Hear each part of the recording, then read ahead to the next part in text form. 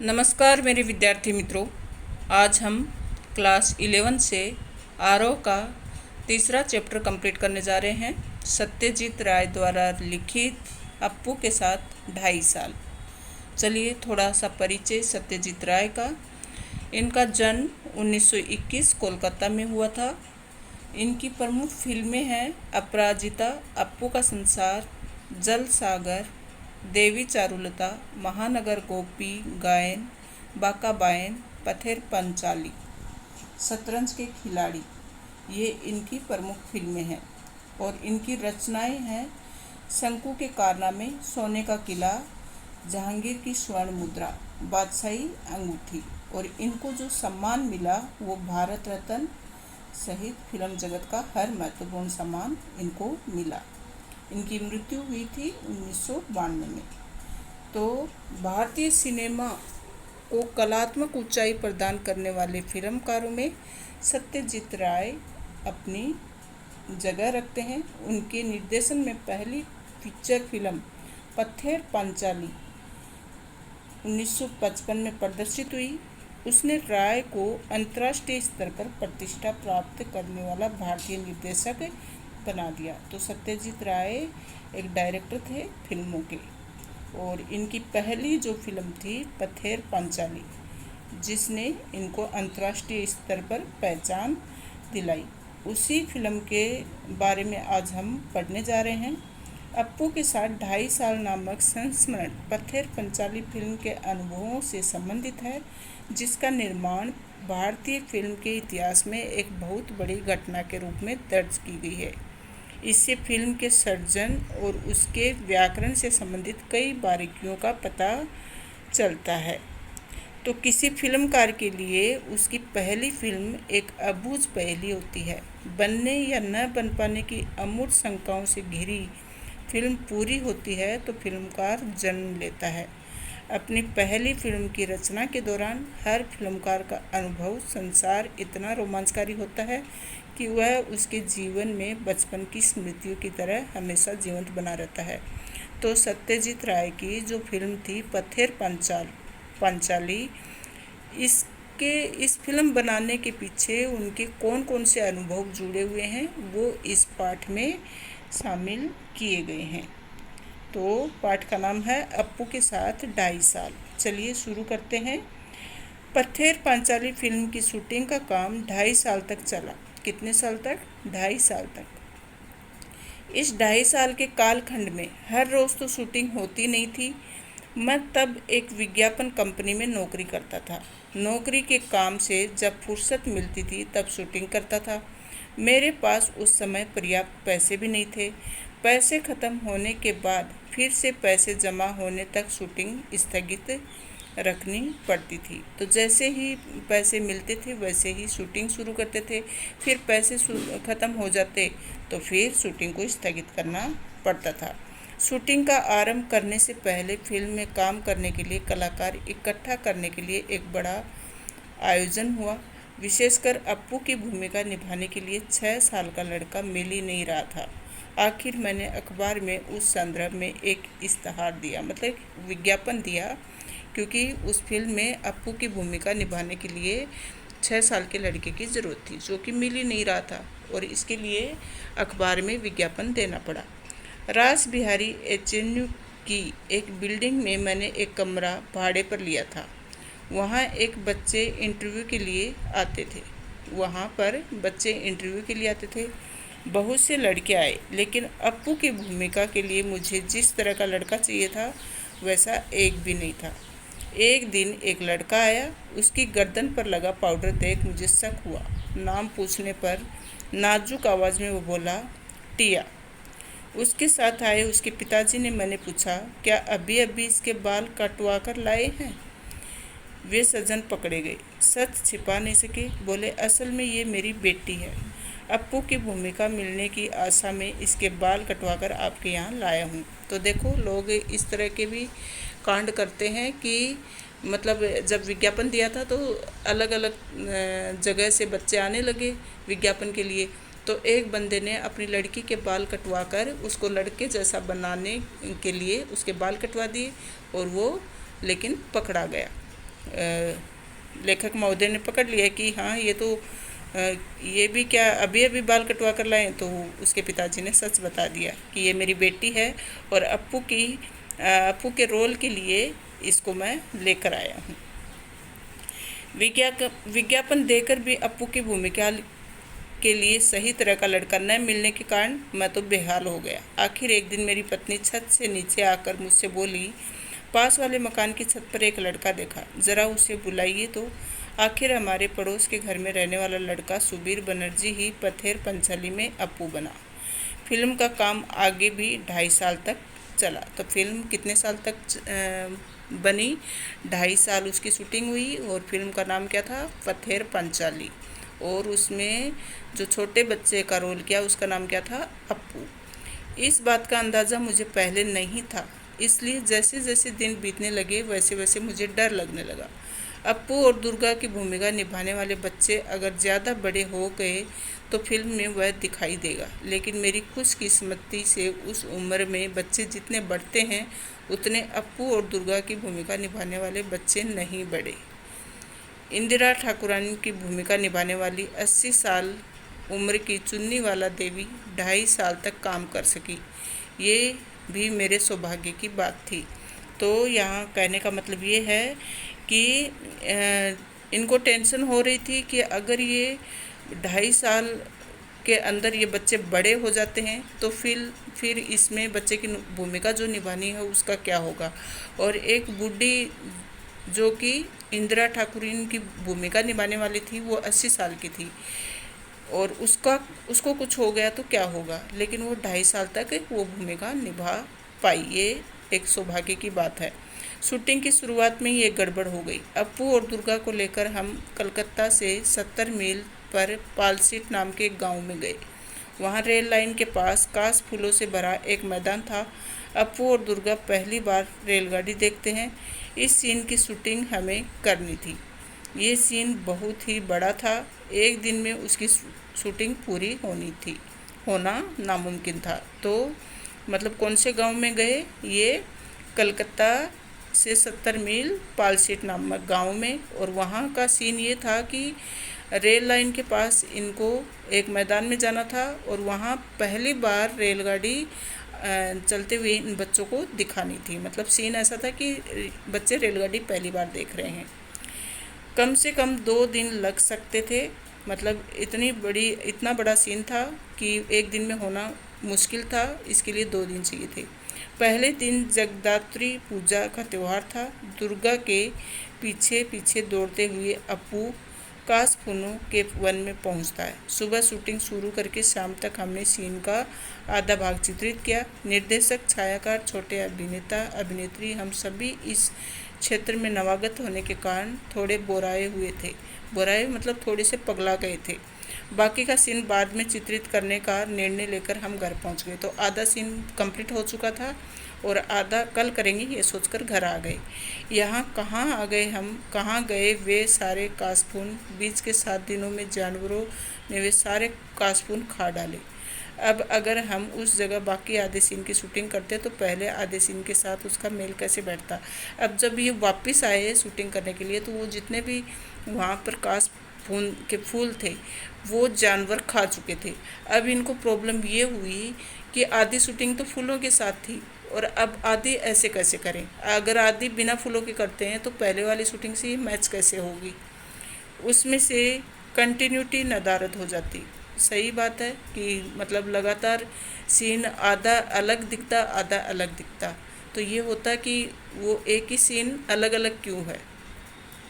उस सीन के बाकी अंश की शूटिंग हमने अगले साल शरद ऋतु में जब फिर से मैदान कास फूलों से भर गया तब की।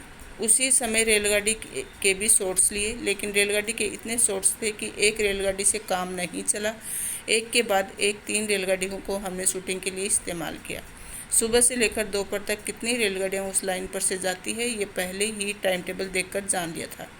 तो हर एक ट्रेन एक ही दिशा में आने वाली थी। जिस स्टेशन से भी रेलगाड़ियाँ आने वाली थी उस स्टेशन पर हमारी टीम के अनिल बाबू थे। रेलगाड़ी स्टेशन से निकलते समय अनिल बाबू भी इंजन ड्राइवर की केबिन में चढ़ते थे। तो आगे लेखक बताते हैं कि जिस स्टेशन से वे रेलगाड़ियाँ आने वाली थी उस स्टेशन पर हमारी टीम के अनिल बाबू थे। रेलगाड़ी स्टेशन से निकलते समय अनिल बाबू भी इंजन ड्राइवर की केबिन में चढ़ते थे, क्योंकि गाड़ी के शूटिंग की जगह के पास आते ही बॉयलर में कोयला डालना जरूरी था ताकि काला धुआं निकले।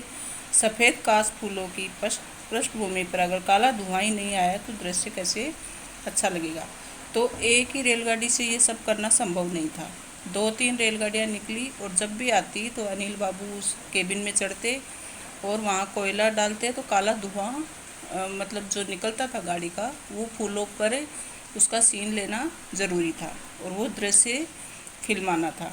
तो इस तरह से फिल्म में एक ही रेलगाड़ी दिख रही है, लेकिन 2-3 गाड़ियों पर ये आजमाया गया और उसमें पता नहीं चल रहा था कि ये 2-3 गाड़ियाँ हैं, क्योंकि गाड़ी इतनी देर रुकती नहीं थी। इसके लिए 3-4 गाड़ियों को इसमें लेना पड़ा, लेकिन लग ऐसे ही रहा था कि एक ही गाड़ी पर एक ही गाड़ी का इस्तेमाल हुआ है। पथेर पांचाली फिल्म में जब ये सीन दिखाई देता है तब दर्शक पहचान नहीं पाते कि उस सीन में हमने 3 अलग अलग रेलगाड़ियों का इस्तेमाल किया है। आज के डीजल और बिजली पर चलने वाले इंजनों के युग में वह दृश्य उस प्रकार से हम चित्रित न कर पाते, क्योंकि आजकल धुआं वाली गाड़ियाँ नहीं हैं, इलेक्ट्रॉनिक चल पड़ी हैं आजकल। इसके लिए यह ऐसा दृश्य आजकल करना संभव नहीं है। आर्थिक अभाव के कारण बहुत दिनों तक हमें अलग अलग समस्याओं से जूझना पड़ा। इसका एक उदाहरण देता हूँ। मतलब जब हाथ में पैसा नहीं हो और ऐसे दृश्य दिखाना हो, ऐसा सीन करना हो, तो इंसान के सामने परेशानियाँ तो आएंगी ही। तो कौन कौन सी परेशानियाँ झेलनी पड़ी, ये यहाँ पर डायरेक्टर बता रहे हैं। तो एक एग्जाम्पल के द्वारा बता रहे हैं। मूल उपन्यास में अप्पू और दुर्गा के भूलो नामक पालतू कुत्ते का उल्लेख है। गांव से ही हमने एक कुत्ता प्राप्त किया और वह भी हमसे ठीक बर्ताव करने लगा। फिल्म में एक दृश्य ऐसा है, अप्पू की माँ सर्वजया अप्पू को भात खिला रही है। भात मतलब चावल। भूलो कुत्ता दरवाजे के सामने आंगन में बैठकर अप्पू का भात खाना देख रहा है। अप्पू के हाथ से में छोटे तीर कमान है। खाने में उसका पूरा ध्यान नहीं है। वह माँ की ओर पीठ करके बैठा हुआ है। वह तीर कमान खेलने के लिए उतावला है। अप्पू खाते खाते ही कमान से तीर छोड़ता है। उसके बाद खाना छोड़कर तीर वापस लाने के लिए जाता है। सर्वजया बाएं हाथ में वह थाली और दाहिने हाथ में निवाला लेकर बच्चे के पीछे दौड़ती है, लेकिन बच्चे के भाव देखकर जान जाती है कि वह अब कुछ नहीं खाएगा। भूलो कुत्ता भी खड़ा हो जाता है। उसका ध्यान सर्वजया के हाथ में जो भात की थाली है उस पर जाता है। इसके बाद शॉट में हमें ऐसा दिखाना था कि सर्वजया थाली में बचा भात एक गमले में डाल देती है और भूलो वह भात खाता है, लेकिन ये शॉट हम उस दिन नहीं ले सके क्योंकि सूरज की रोशनी ख़त्म हो गई और उसी के साथ हमारे पास जो पैसे थे वे भी ख़त्म हो गए। तो सूरज की रोशनी के बिना मतलब जब कुछ दिखाई नहीं देगा तो कैसे ऐसा सीन होता। तो सीन आपको समझ में आया होगा क्या था कि अप्पू भात खा रहा है, लेकिन उसका ध्यान खेलने में है, तो वह भात छोड़कर चला जाता है और उसकी माँ उसके पीछे पीछे भात लेकर जाती है, लेकिन अप्पू नहीं खाता है। तो वह समझ जाती है कि ये नहीं खाएगा, तो वह एक गमले में भात को डाल देती है और वहाँ कुत्ता उसको खा लेता है। ये सीन करना था, लेकिन ये सीन नहीं हो पाया। क्यों नहीं हो पाया? क्योंकि सूर्य की रोशनी नहीं थी और उनके पास पैसा भी नहीं था कि आगे लाइट का बंदोबस्त करके ये सीन आजमाते। फिर क्या हुआ, 6 महीने बाद फिर से पैसा इकट्ठा होने में हम फिर बोडाल गांव में उस सीन का बाकी अंश चित्रित करने के लिए गए, लेकिन वहां जाने पर समाचार मिला कि भूलो कुत्ता अब इस दुनिया में नहीं है। अब क्या होगा? अब जिस कुत्ते को ट्रेंड किया था अब वो कुत्ता भी मर चुका था, तो अब ये सीन कैसे होगा, ये समस्या फिर से आई। खबर मिली कि भूलो जैसा दिखने वाला एक और कुत्ता गाँव में है। अब लाओ पकड़ के उस कुत्ते को। सचमुच ये कुत्ता भूला जैसा ही दिखता था। वह भूलो से बहुत ही मिलता जुलता था। उसके शरीर का रंग तो भूलो जैसा बादामी था ही, उसके दुम का छोर भी भूलो के दुम के छोर जैसा सफ़ेद था। आखिर ये फेंका हुआ भात उसने खाया और हमारे उस दृश्य की शूटिंग पूरी हुई। फिल्म देखते समय ये बात किसी के भी ध्यान में नहीं आती कि एक ही सीन में हमने भूलो की भूमिका में 2 अलग अलग कुत्तों का काम किया।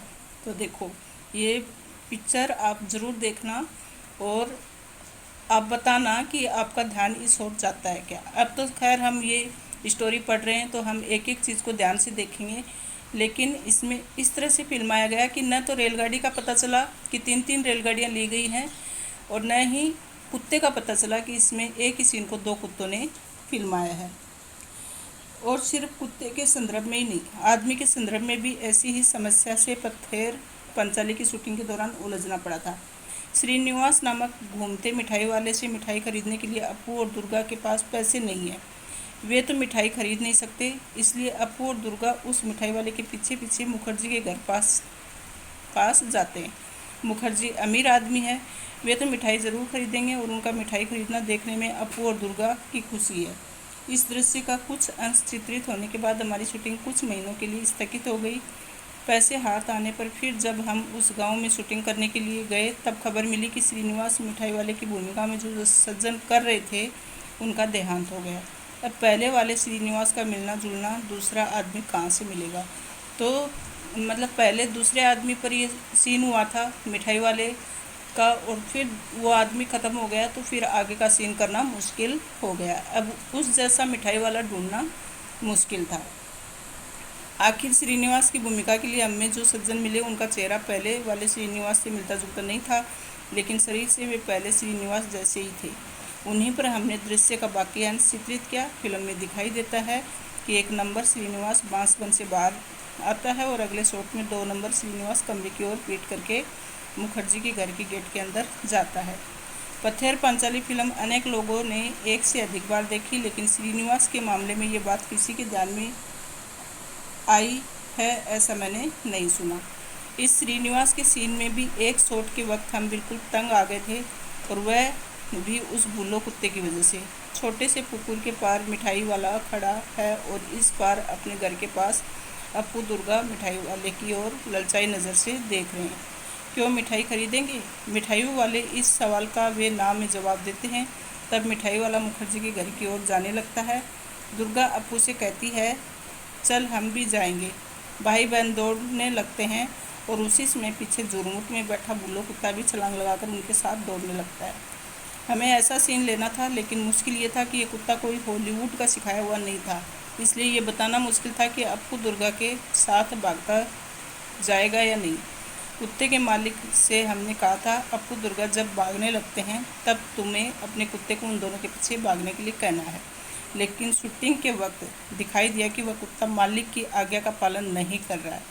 इधर हमारा कैमरा चालू ही था, कीमती फिल्म जाया हो रही थी और मुझे बार बार चिल्लाना पड़ रहा था, कट कट। तो सीन को इस तरह बार बार कट करना पड़ता है अगर एक भी चूक हो जाती है। अब दोनों बच्चों के पीछे कुत्ते को दौड़ाना था, लेकिन कुत्ता नहीं दौड़ा, तो वो पूरा सीन फिर बेकार हो गया और इस तरह बीच में ही चिल्लाना पड़ा, शॉर्ट कट कट करके ये सब काटना पड़ा। अब यहाँ धीरज रखने के सिवा दूसरा उपाय नहीं था। अगर कुत्ता बच्चों के पीछे दौड़ा तो भी वह उनका पालतू कुत्ता लग सकता था। आखिर मैंने दुर्गा से अपने हाथ में थोड़ी मिठाई छिपाने के लिए कहा और वह कुत्ते को दिखाकर दौड़ने को कहा। इस बार कुत्ता उनके पीछे दौड़ा और हमें हमारी इच्छा के अनुसार शॉट मिला। पैसों की कमी के कारण बारिश का दृश्य चित्रित करने में बहुत मुश्किल आई। बरसात के दिन आए और गए, लेकिन हमारे पास पैसे नहीं थे, इस कारण शूटिंग बंद थी। आखिर जब हाथ में पैसे आए तब अक्टूबर का महीना शुरू था। शरद ऋतु में निरभ्र आकाश के दिनों में भी शायद बरसात होगी। इस आशा में मैं अप्पू और दुर्गा की भूमिका करने वाले बच्चे, कैमरा और तकनीशियन को साथ लेकर हर रोज़ देहात में जाकर बैठा रहता। आकाश में एक भी काला बादल दिखाई दिया तो मुझे लगता था कि बरसात होगी। मैं इच्छा करता वह बादल बहुत बड़ा हो जाए और बरसने लगे। आखिर एक दिन हुआ भी। शरद ऋतु में आसमान में बादल छाए, धुआंधार बारिश हुई। उसी बारिश में भीगकर दुर्गा भागती हुई आई और उसने पेड़ के नीचे भाई के पास आसरा लिया। भाई बहनें एक दूसरे से चिपक कर बैठे। दुर्गा कहने लगी, नेबुर पाता करमचा, हे वृष्टि घरे जा। बरसात ठंड। अप्पू का बदन खुला प्लास्टिक के कपड़े से ढके। कैमरे की आंख लगाकर देखा तो वह ठंड लगने के कारण सिहर रहा था। शॉट पूरा होने के बाद दूध में थोड़ी ब्रांडी मिलाकर दी और भाई बहन का शरीर गर्म किया। जिन्होंने पत्थर पंचाली फिल्म देखी है वे जानते हैं कि वह शॉट बहुत अच्छा चित्रित हुआ, क्योंकि ठंड की बारिश में ये सीन किया, इसके लिए ठंडी लग गई थी, जबकि ये बरसात के दिनों में करने वाला सीन था। लेकिन बारिश चली गई, पैसे हाथ में नहीं थे, इसके लिए ये सीन नहीं कर पाए। और जब पैसे हाथ में आए तो बारिश का सीज़न चला गया और फिर सर्दियों में बारिश आई, तब ये सीन करना पड़ा। और उस समय ठंड के कारण दोनों भाई बहन की हालत ख़राब हो गई थी, लेकिन फिर दूध में ब्रांडी डाल के पिलाया और उन दोनों को ठीक किया। शूटिंग की दृष्टि में गोपाल ग्राम की तुलना में बोडाला गांव हमें अधिक उपयुक्त लगा। अप्पू दुर्गा का घर, अप्पू का स्कूल, गांव के मैदान, खेत, पुकुर, आम के पेड़, बांस की झुरमुट, ये सभी बातें बोडाल गांव में और आसपास हमें मिली। अब उस गांव में बिजली आ गई, पक्के घर, पक्के रास्ते बने हैं। उस ज़माने में वे नहीं थे। उस गांव में हमें बहुत बार जाना पड़ा, बहुत बार रहना पड़ा, इसलिए वहाँ के लोगों से हमारा परिचय हुआ। उन लोगों में एक बहुत अद्भुत सज्जन थे, उन्हें हम सुबोध दा कहकर पुकारते थे। वे 60-65 साल के थे, उनका माथा गंजा था। वे अकेले ही एक झोंपड़े में रहते, दरवाजे पर बैठकर खुद से ही कुछ न कुछ बड़बड़ाते रहते। हम उस गांव में एक फ़िल्म की शूटिंग करने वाले थे, ये जानकर वे गुस्सा हो गए, हमें देखने पर चिल्लाए, फ़िल्म वाले आए हैं। मतलब उस समय फ़िल्म वालों को भी किस तरह से देखा जाता था, ये भी यहाँ पर लेखक बताने की कोशिश कर रहे हैं। तो फिल्म वाले आए, मारो उनको लाठियों से। पूछताछ करने पर लोगों ने बताया कि वे मानसिक रूप से बीमार थे। बाद में सुबोध दा से हमारा अच्छा परिचय हुआ। हमें पास बुलाकर दरवाजे पर में बैठकर वायलिन पर लोकगीतों की धुन बजाकर सुनाते थे। बीच बीच में हमारे कानों में फुसफुसाते, वो साइकिल पे जा रहा आदमी देख रहे हो ना, वह कौन है जानते हो? वह रूजवेल्ट है, पक्का पाजी। उनके मत से दूसरा, एक था चर्चिल, एक था हिटलर, तो एक था अब्दुल गफ्फार खान। सभी उनके मतानुसार पाजी थे, उनके दुश्मन थे। हम जिस घर में शूटिंग करते उनके पड़ोस में एक धोबी रहता था, उसके कारण हमें बहुत परेशानी होती। वह थोड़ा सा पागल था, कभी भी भाइयों और बहनों कहकर किसी राजकीय मुद्दे पर लंबा भाषण शुरू करता था। फुर्सत के समय में उसके भाषण पर हमें कुछ आपत्ति नहीं थी, लेकिन अगर शूटिंग के समय वह भाषण शुरू करता तो हमारे साउंड का काम प्रभावित हो सकता था। उस धोबी के रिश्तेदारों ने अगर हमारी मदद न की होती तो वह धोबी सचमुच ही एक सिरदर्द बन जाता। तो कई बार कुछ लोग भी मुसीबत खड़ी कर देते हैं। तो जैसे धोबी था, बार बार अपना भाषण शुरू कर देता था और वो आवाज़ उनके सीन में आ जाती थी।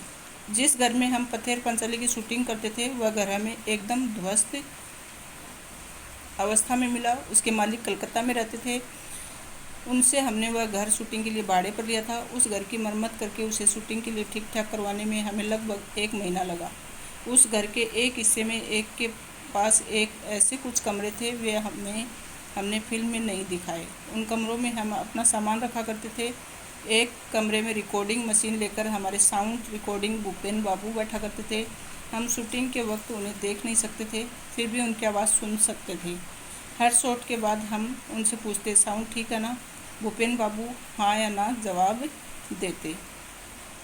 एक दिन शॉट के बाद मैंने साउंड के बारे में उनसे सवाल किया, लेकिन कुछ भी जवाब नहीं आया। फिर एक बार पूछा, भूपेन बाबू साउंड ठीक है ना?